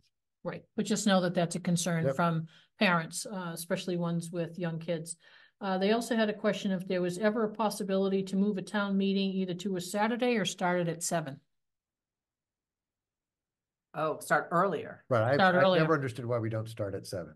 Is this something that's decided by the I think it's in moderator the also? bylaw. No, I think the bylaw says So 7:30. we could change the bylaw. That would require a town meeting vote. Well, Ironically. We're setting town meeting agendas. We are. So yes, the problem with Saturdays, and we talked about this a lot in my former town, is especially in May, kids have games and Mhm. finals and division tournaments and what have you. And the Saturday is the Sabbath for some people. Oh, Correct. true. Yes, very good point. Okay, right, well, again, it was a question, I promised that I would bring it forward. And then just two more, moving to your report. Was the BMS lease sent back to the superintendent? I Just did a not yes or get no? a chance to. I'm going to this week. Okay, and last question. When is Tohoto coming to FinCom, or when is the Berlin-Boylston Regional School District coming to FinCom to present their budget? Because they blew off, or are blowing off this Wednesday, correct? Yes. So when are they were coming? scheduled to come on Wednesday. They haven't shared their level services budget yet with the school committee, so they wanted to wait until after that happened. Remember that was January 8th, that was gonna come. And that was that's February 27th. I did receive a call from Nancy inviting me to a meeting this Friday to get some information. I need to call her back and get a little more detail on what that I think meeting it's is. just a, Is that their budget meeting? There's I some. think it's a school committee meeting that they will be hearing the information and possibly voting. Okay, I certainly appreciate the reach out on inviting me. The problem is I need all of you to also hear this information as well. Yeah. So the way that it was left was that after they discuss it on the 27th, then maybe we can sit down and discuss it together. The problem is they have until March 22nd, and I have about 10 more days to finish up the budget. 10 more So- days from today? Yeah, No. it's not a hard deadline, but the problem is to get you all to vote, to get FinCom to vote. I usually have my budget done by the end of, well, last year I had it done by the end of January. So I'm a little behind myself, which is, you know, to their benefit, but we need to, you know, get together. Right, because it's not just getting it to us and the FinCom, it's to get it, put it on a document, That's put it in the the mail and get to all the citizens of the town so that they have the ability to digest it, ask their questions, go to, I you don't know, know informal, how informal Boylston meetings. does it. They're- So the problem is that their deadline is 45 days before town meeting to get us a final budget. Totally understand that anything that comes before that is an estimate and can be tweaked, but we need something to work Yep. off of because I cannot wait until March 22nd when the warrant has to be mailed out to residents by April 12th. So, Well, And that April 12th I've always felt is It way always too late. slides, yeah. Well, So- but it's always too late. Yeah, I mean, earlier if we could is better. Right. So is that the message that you're gonna deliver on Friday to say you don't get to give this to us on the 22nd? So I that's what the already agreement says. delivered the message back that wasn't going to work. What I received back was, we want to work together and we'll do our best to get you the information once it's available. So I will be speaking again on Friday. We did speak to Boylston. Their timing is a little bit later than ours. They actually let us know they're inviting the school on February 12th. So I asked them to let me know because I am certainly willing to trek over to Boylston and sit in on that meeting. But I would be surprised if the school committee will present at that meeting because they want to discuss it internally at a school committee meeting before they present it to the towns, from what I understand from what they're saying. So I'm very concerned because this is not the process that we followed in last year, which granted I know was only 1 year for me, but from what I understand, this is not the process that's ever been followed. And I cannot make a recommendation that's grounded in numbers and in facts without having actual information. All we've seen so far is an above level services budget that recommended about $1 million in additional teaching positions. And that was back in December. I have received a budget from Assabet in December. I received a revised estimate in January and I received a revised estimate today. So that is what I'm used to seeing. And from my understanding, that's what the district used to provide. They do have a new consultant from Mars that is going through a different process with them and is recommending that they not release any numbers until they're final. The problem that I have with that is I cannot build out the rest of my budget without that. Right. So the recommendation I made to FinCom last Wednesday, and I'll make to you as well, is I'm going to use 2.5% as my recommendation as a placeholder for right now. Until I receive additional information, I can't go beyond that, but I actually need to build a budget with that 2.5% in it because I can't justify or build an increase beyond that because I don't have any data. So is that 2.5% not including the amount of free cash that we gave them? That free cash is not in the budget because free cash never goes in the budget. Right. So again, peg math. Yep. We gave them 10. Out of that 10, 3 was free cash. So they start at 7. So they start at 7. So Correct. Your 2.5 is on the 7. is even gracious that you're doing 2.5 because I would flat it. So it's 2.5 on 7. Well, you're not alone. I've heard rumblings that some people would like to level fund it. My understanding though is there are cost increases. I mean, we have cost increases. Yeah. Understood. Yeah. So, and I understand the frustration that people on FinCom are feeling, and I'll get off my soapbox now, but. Can I make a recommendation that if there is a meeting on the 12th, can the 3 of us have a meeting and go? We can just sit in the audience. We don't have to ask questions. Yeah, but if follow the school committee is going to Boylston, then I would love for the 3 of us Yeah, to I thought we go. were gonna hear from Yeah, I was somebody, expecting to the hear, finance chair, so I'll reach out. Boylston. Okay. Okay. All right, those are my questions. And let you know that one of the things we did when we were on FinCom is that meeting where the staff presented it to the school board is that we did as a joint school board FinCom meeting, and we were there as well, so that the staff only had to present it once. And the questions from the school board and questions from FinCom were done at the same meeting, so that it saved us our concern at the time. And I don't believe this is a concern now, but that the administration would say A to the school board and B to the FinCom, and that those stories don't necessarily match. And if they're all in one meeting, but it also gives for parents who are interested in the process, there's one meeting potentially to go to instead of, 2 or 3 or 4 meetings to go to. Yeah, I mean, I think it might be not a bad idea. We just need to know that if 2 of us are gonna show up, we might have to post a meeting just as a So then D precaution. right. So D just posts a meeting in case all 3 of us show up. Well, or just 2, it takes 2. Or 2 of us show up. That's that you err on the side of caution. I actually was gonna try to come Wednesday night to your Assabet. So if you're going, Oh, I don't Oh, have as long questions. as I you- just sit there and talk. As long as the 2 of you don't discuss it and you don't All right, Yeah, then I don't have to, it doesn't have to be posted if you're just sitting there listening. yeah, But you guys can't like I pass might say notes or hi. whisper to each other. might You can say say hi. hello. Right. I can say hi to you, That's but all. that's it. Yeah. All right, You should bring cookies home. It's a great idea. who should bring cookies? Us? You. FinCom should bring. Oh, cookies. FinCom? Yeah. Oh, have a party I was on like, don't look at Wednesday. me, I don't cook. I don't want my cookies. All right, moving on, All right. the FY 25 budget.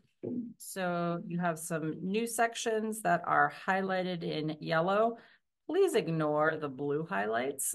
Those are, for me, those are budgets that I am still in the process of working on, just for my ability to find them quickly. What I'm asking you to take a vote on tonight would be the yellow budgets. And I'd also like to point out that the ones in yellow, none of them have a supplemental funding request. So I'm comfortable moving forward with those at this time, because obviously I have to build out the full budget before we put in supplemental funding requests. So I wouldn't put those departments forward until we've done that. So I have a question on the assessor full-time salary. I Yep. know that increase is 2%. This one says 3.9. Yep. Was wondering what the difference is. So last year's salary was lower for the previous assessor than what the new assessor was hired at. So it looks like a bigger jump than it actually is, because the salary in FY 24 was at 78,000. She was hired at 80. She got a 2% increase as a cost of living, and also the Board of Assessors gave a 0.5% increase as well. Right. That's always, again, set by the Board of Assessors, not necessarily us. Correct. Right. That's Although we can always recommend something different, but Right. they've made an agreement with the employee. Why did the expenses go up 40%? so, right. If you look down in line 22, we pulled 17,000 out of the reval Yep. and actually pulled it into the line 21 for expenses. So that's the main jump there. Oh, okay.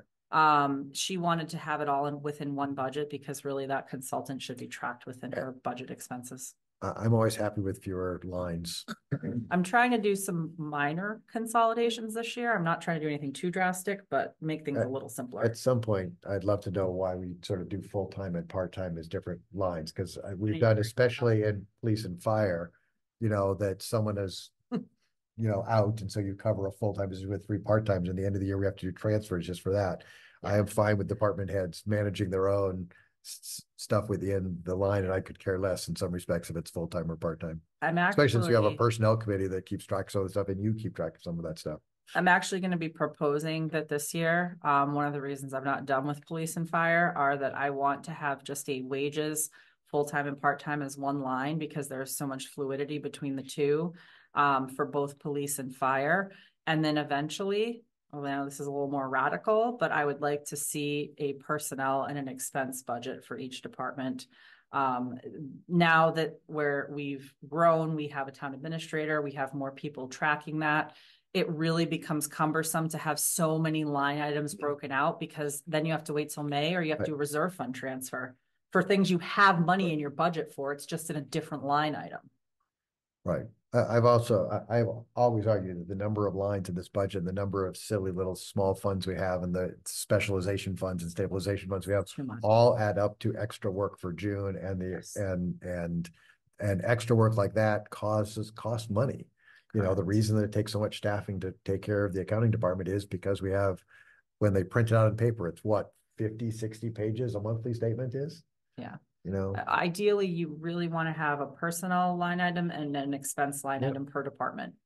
But I wanted to make some interim steps this year, and then hopefully we can move to that. I haven't preview of coming attractions. I haven't talked to FinCom about that yet, or personnel. So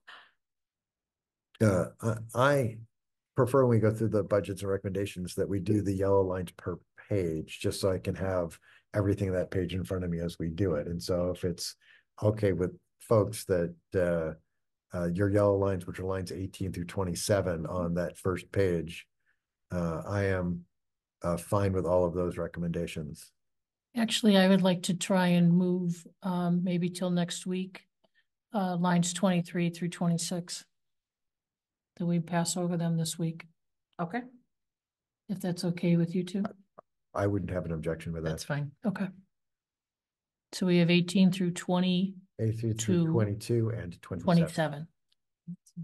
22 and Which, 27. and I'll try to figure out a better way to do it next, because last week I happened to be at home, and so I could share the budget, so it could be up on the screen. I So that know. people who are at home watching, or even people in the audience watching, could have a sense of what we're talking about. But this is the assessor, the reevaluation and legal expenses. And that legal expenses are going up from 75,000 to 100,000, mostly because that's really what we're spending on legal expenses in this town. Correct. We had expended about we expended a little over $50,000 by the end of November. Mhm.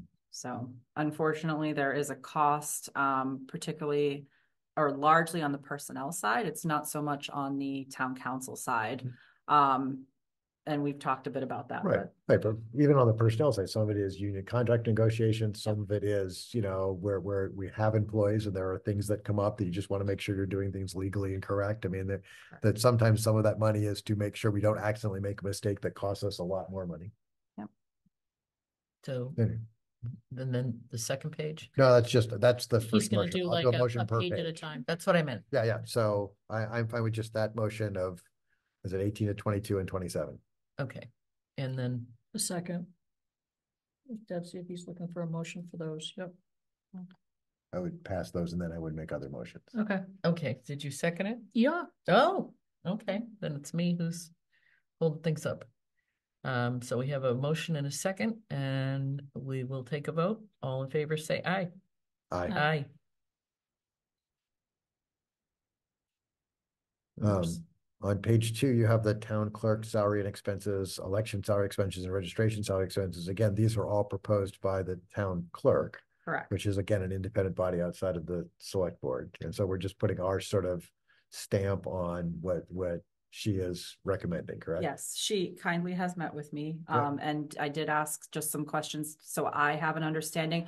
The reason there are significant increases is she has 4 elections coming up with the presidential election this year. So I think that they're all reasonable increases based upon the increase in number of elections. And this does include the increase that includes the ability to do the new ballot machines. So that is actually going to come out of that 10K for the Okay. first year. Okay. So we would increase it in 26. Okay. I would make a motion that we support lines 31 through 38 in the budget, which is the town clerk salary and expenses, election expenses and salary and registration salary and expenses. and keep in mind, these salaries may go down too with the electronic Yeah, they voting, might, yep. so. They they flow- may be- flow into Right, free so cash. they may be high now, but Yep. could come down Yep. later. Right. Alright. FinCom's recommendation was to keep it that way just for the first year Yep. to see where we were at. Right. Mhm. All right, so 31 through 38, I'll second. Okay. All in favor, say aye. Aye. Page 3, we have just the annual inspector salary and expenses, which is a whole, $2,668 combined. I would make a motion that we approve the annual inspector salary and expenses. And the animal inspector is not animal control. Just want to make that clear because some people, Right. Correct. There is a possibility it may end up potentially being the same person, but it is not right now, Yep. and they are different work services. Mhm. I understand the animal inspector does intend to retire at the end of this year, so we are Fiscal discussing. year. They actually go April 30th is Yeah. their year, so It's weird for the that the state. animal inspector is on a weird, different Yeah, schedule there. MDAR, Mass Department of Agricultural Resources, is on their own schedule that matches So up she with would work no through- one's. April 30th. April. Oh, So I've already so do we have a started to plan? reach Yeah. that discussion. Yep. Okay, she's actually moved out of town. The current The animal current animal inspector? inspector? Oh, Yeah. I don't think you have to live in town for that one. No, you No, probably you don't, but so that's actually handled through the Board of Health, Mhm. but I have a Right. meeting coming up with the Right. Board of Health to discuss it. yeah, I would assume Right. that she has let them know. I think she has. I believe so. Okay, So I'm okay on line 62 and 63. okay. So you seconded it? Mm-hmm. All righty. Okay, all in favor, say aye. Aye. Aye. Aye. Page 4, what is the veteran salary, expenses and benefits? Yep. The benefits, we get some reimbursement from the state that goes to some of the local receipts, sort of part of the budget. Correct. And that's money that goes to veterans that live in the town of Berlin. That is correct. I would approve recommending lines 87, 88, and 89, which is the veteran services salary and expenses and benefits. I'll second that one. Okay, all in favor, say aye. Aye. Aye. Debt and interest. Exciting stuff, It's also one we don't have as much control over, but but it's less. it is less. It is less because of the way we do financing in the town, which is equal principal payments throughout the loan, which means that it goes down a little bit. The principal, the only loan we have is the highway barn, correct? Yep. At least here. Well, I was gonna say we have school schools, debt but that's that's different. that's a slightly different. Yeah. Since these are sort of negotiated years ago contracts, I vote to recommend lines 97 and 98, which is interest and principal on town debt. Seconded. And all in favor, say aye. Aye. Aye. Aye. That's what I had, all I had That's for okay. you tonight. Great. All right. New business. So we did have an amendment to the agenda. Right. And that would be the appointment of an acting treasurer collector. Yes, so we have the need to appoint an acting treasurer collector due to the current treasurer collector being on a temporary leave. The need for that is because of all the bank accounts and everything that have to be managed and having access. So I'm asking to appoint Kathy Murphy, who is the current assistant treasurer collector and is fully cross-trained in all functions of the office, to be appointed as acting. So moved. And seconded. Okay, all in favor, say Aye. aye. Aye. Okay. Sorry, jumped the gun. And she, just to clarify, 2 points too on that, and I apologize, I meant to mention these first. So she would receive comparable compensation while she is serving in that role.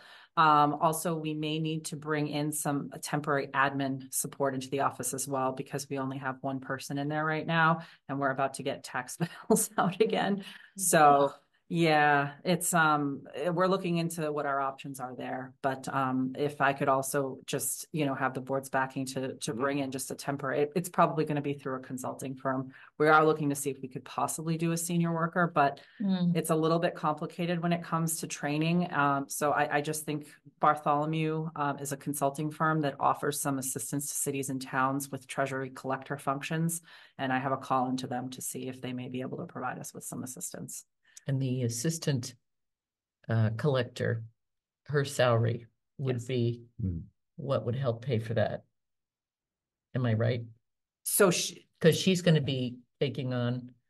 She would be taking on the additional temporary duties. So actually, if it's consulting, that would come out of expenses as opposed to payroll. All righty. But at some point, we would probably have to do a reserve fund transfer, but unfortunately, we do need to have that coverage in the office. Okay. All righty. So we've got an appointment of a COA van driver, per diem to part-time. Yes, Mr. Baker has come on through the per diem position, has done an excellent job, and unfortunately, Betty Ann has left. She has moved on, and Victoria has requested to have Russell Baker fill her shifts as a part-time COA van driver. Do I hear a motion? So moved. Seconded. And all in favor? Aye. Aye. Discuss the draft list of annual town meeting warrant articles. I have just 2 changes for you, which I highlighted, I think in green. They are toward the end of the warrant, and I have some more information for you on the citizens petition. So if you go all the way down to, I did use green. Okay. I'm having fun with colors this year. Page 12. Yes, thank you. So, I did put page numbers in. Good. I meant to do that. Glad I did that without knowing it. So Article 31, we added, there's an acceptance of Mass General Law for prudent investing. We talked a little bit about this before, that would allow the town to do investments in certain outside funds, like Apple and different entities. So that's something I need to get a little bit more information on. Given the state of the office, that one might hold off until a fall town meeting. I'll have to see. But that's one that was brought to my attention, as well as a new article.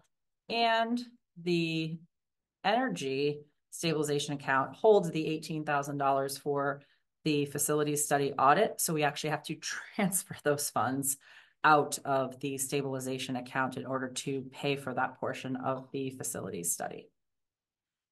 So those are the two potential new ones. Haven't received any other ones outside of that.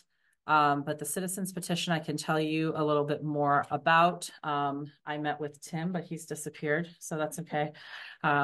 Just when you need him. No, this is something that goes to the planning board, because when it's a zoning citizens petition, it goes through a whole different process. I'm used to a citizens petition just goes on the warrant and that's it, but the planning board will actually review it. And I don't know what their recommendation will be, or they can choose not to make a recommendation, but it does go to them for review. So this is the Worcester Sand and Gravel site. This is a realtor who is actually making the request. I did speak with her on Friday.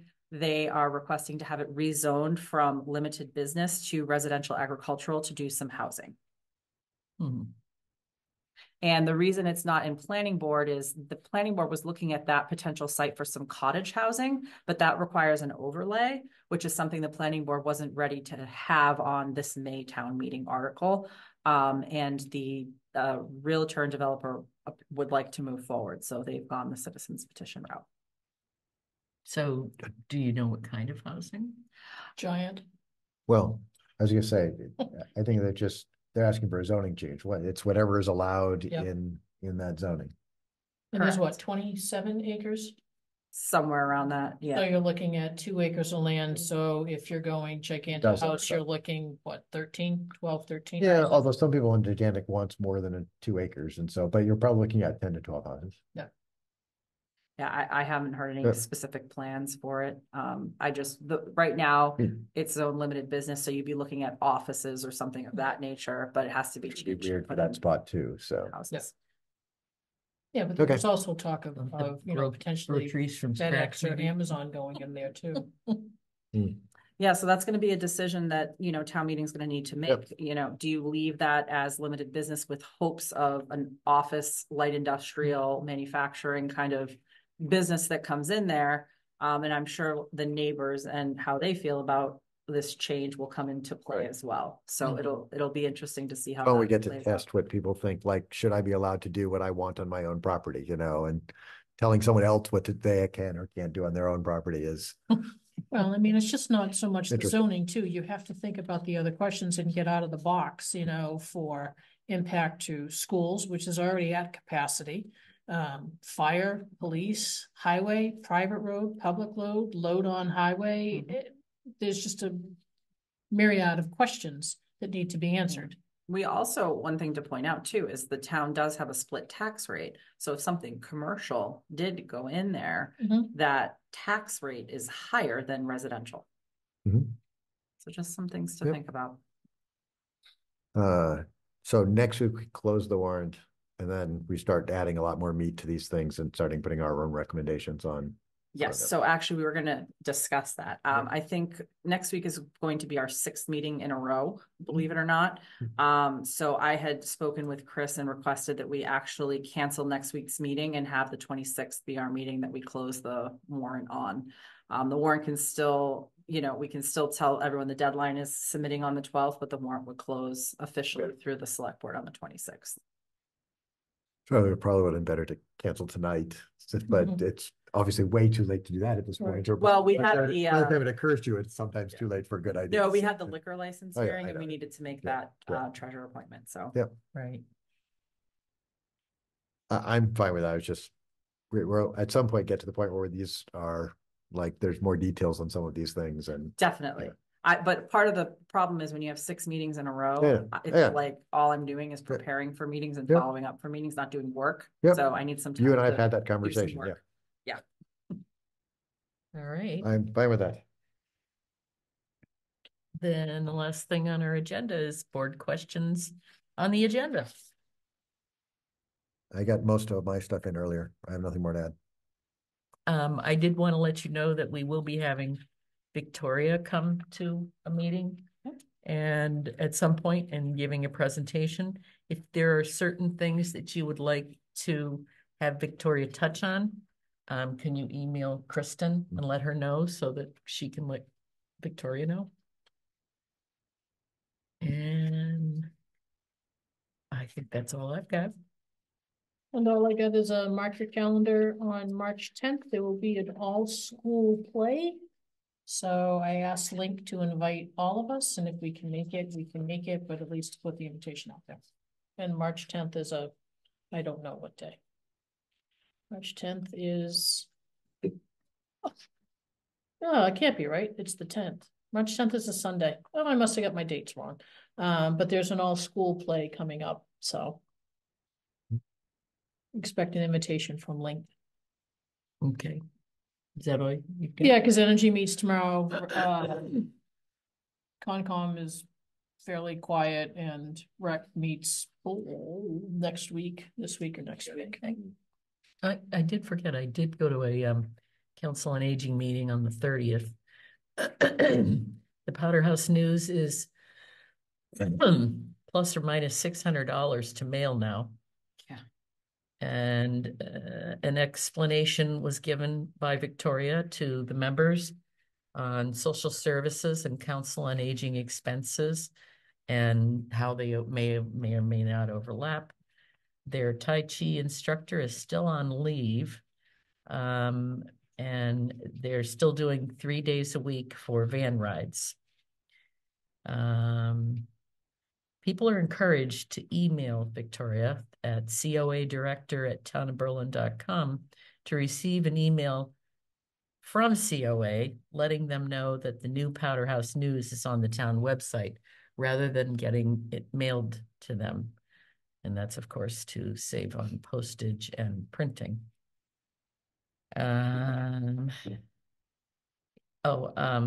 The Council on Aging has also been invited to participate in a historical society event on April 6th. Do you know anything about that? Victoria didn't have any details, but that's something that they needed to decide whether they wanted to participate in. And the next COA meeting is February 27th at 4 p.m. That's it. So, if there's nothing else, then I would entertain a motion to adjourn. So moved. Seconded. All in favor? Aye. Aye.